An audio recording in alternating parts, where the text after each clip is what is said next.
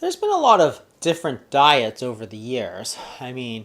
All of them seem to work for a short period of time. Otherwise, they wouldn't have gotten so popular. So what was the secret behind all these different diets? Why did they all work for a short period of time until they stopped working? We're going to talk about that coming right up.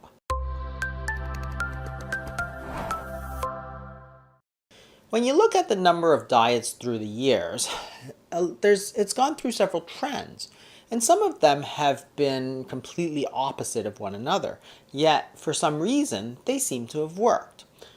There are, for example, low-fat diets, and there are high-fat diets. There are low-carb diets, and there are high-carb diets. There's high-protein diets, and there's low-protein diets, such as many vegetarian diets are lower in protein. So we also have things like cabbage soup diets and shake diets and cookie diets and all sorts of other things. And yet, strangely enough, they all seem to work. But after a short while, they seem to stop working. And so, does it really matter what type of food you're eating, the diet that you're eating? How can two diets that are so different still have the same effect? And the answer is monotony. Let me explain. When we eat diets, we are restricting certain foods. That's what it means. Out of all the foods that we can eat, we decide that we're not going to eat some of them, whether it's low fat or high fat. That's what it means. When you do that, what you're doing is you're creating less variety for yourself, and therefore the foods become more monotonous. Think about the 1970s, the diet that I grew up with, and really all the kids in school. We followed, for lunch anyway, the sandwich diet. That is, every single day for lunch, we had 2 slabs of white bread with some kind of processed meat in the middle, a juice box, and maybe a cookie or a wagon wheel or something like that for dessert.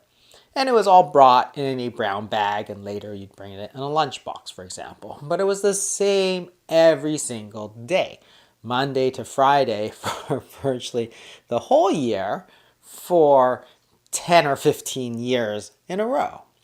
And what this does is it makes you not really want to eat. The reason that we eat foods, there's 2 reasons. One is because we're hungry, and 2 is because it tastes good. So if you're eating the same food, even if it's a very good food, eventually you're just going to get tired of it, and therefore you're going to take away one of the biggest reasons that we eat, which is the pleasure of eating. So if I'm eating that bologna sandwich day in, day out, I might have started liking bologna sandwiches at first, but then after a while, it's just food. The minute that I stop the hunger, I'm going to stop eating that bologna sandwich because there's no pleasure in it left. The hunger pangs are gone, and that's it. It's done. If we look at that diet today, you'd say, wow, you've got processed foods, you've got white bread, you've got processed meats, you've got sugary drinks, and another processed dessert on the side. Extremely unhealthy by today's diets, yet in the 1970s, there was very, very little obesity compared to today. So when you think about the diets, these are what restricting certain types of foods do. So when we had the low-fat diet of the 1970s and 80s, people would lose weight because all of a sudden these higher fat foods were restricted to them so that they didn't like the foods that they ate so much, so that as soon as they're satiated, they would stop eating. And it goes for things like cabbage soup diets and cookie diets, for example. If you eat a cookie, it's great at first. If you eat a cookie day in, day out for all, year after year, pretty soon it's just food. It's no longer good for you. So I can make up any diet. I can make up a diet that consists of one or only a few foods, and it really doesn't matter even what types of foods they are, it's still going to be an effective diet. But what's the downfall? Why do all these diets fail after a while? Well, it's for the same reason they worked.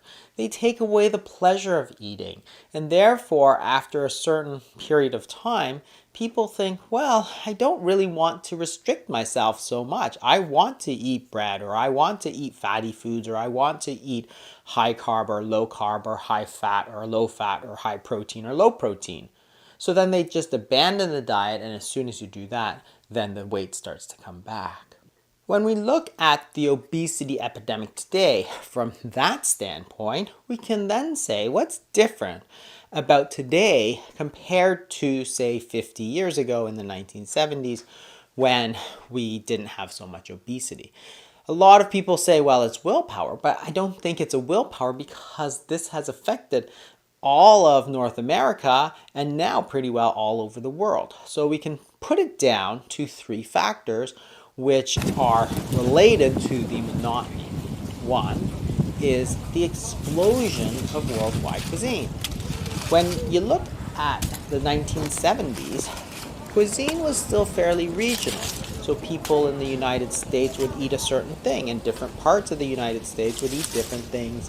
The people in Europe would eat different things, people in Asia would eat different things, but they didn't eat each other's food. It just wasn't that popular at that time. So the variety of foods was much lower. When we talk about the 1970s, people were talking about meat and potatoes. There was no sushi restaurants. There was no sushi in the mall. There was burgers. That was what you found in North America. But now you look at the modern day mall and there's foods from all over the world. The variety has just exploded.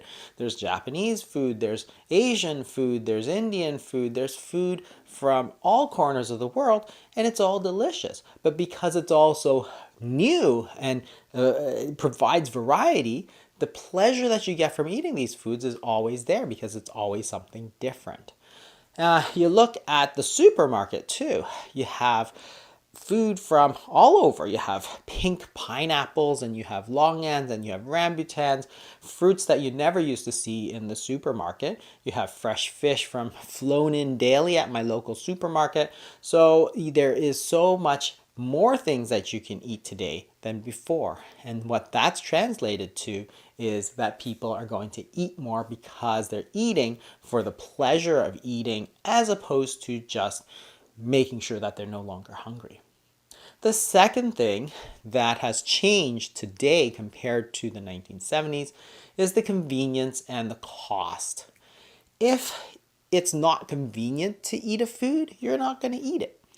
If, for example, you want a donut, well, it's delicious. But if you had to go get the flour out and let it proof and then make it and fry it and then put the sugary dressing on top, well, you probably wouldn't eat it because it would take you 3 or 4 hours to make it. And it's just not that worth it. However, if you're simply at the donut store because you walked right past it, well, that's a totally different proposition. You might just eat that donut. So the point is that foods are much more convenient than they used to be. We see this proliferation of fast foods, of convenient foods, and the cost has come way down compared to what it used to cost to get these exact same foods. And again, because it's pleasurable to eat them, because it's not going to cost you a lot of money, well, you're going to naturally eat them. And the third factor is that we're eating all the time. And this partially goes back to number 2. If it's convenient and cheap, well, it's a lot easier to eat all the time. But you look at the number of times people eat, it's much more than before. Before it was 3 meals a day, no snacks. Now, these days, most people are eating 5-6 times a day, and they're eating really from the moment they get up to the moment they go to bed. And it's important because when you're eating all the time, you're not just eating because you're hungry. You're eating for pleasure. And when you look at those 2 reasons, you didn't really need to take that snack, but it was convenient, it was cheap, and it was delicious. So then you had that snack, and that's going to make you eat more. So these 3 factors, the explosion of variety, the convenience and cost, and eating all the time, have really conspired to lead to this obesity epidemic. So what's the solution? Well, you got to realize that it's not about exercise, it's not about willpower. The obesity epidemic is not an epidemic of low willpower. It's these other factors. We're not going to be able to stop the variety of foods, and if it's convenient and cost effective, we're not going to be able to change that either. So what's the factor that's most in our control? It's the eating all the time. That's where fasting really shines, by imposing constraints on the times that you're eating. If it is no longer socially acceptable, or you're not expecting to eat in the middle of the day, well, you're not going to. And therefore, you're just going to carry on. And by doing that, you're going to allow your body the time that it takes to work off the foods that you ate, and therefore maintain a steady weight over time.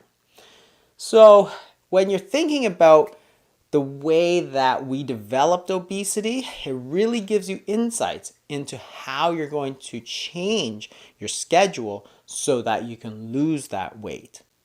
Thanks for watching, everybody. I hope you learned something, and if you did, maybe share it with a friend. They might learn something too. They might learn something useful. And if you could do me a favor and hit that like button down there so that other people can find this video, I'd really appreciate that. See you next week.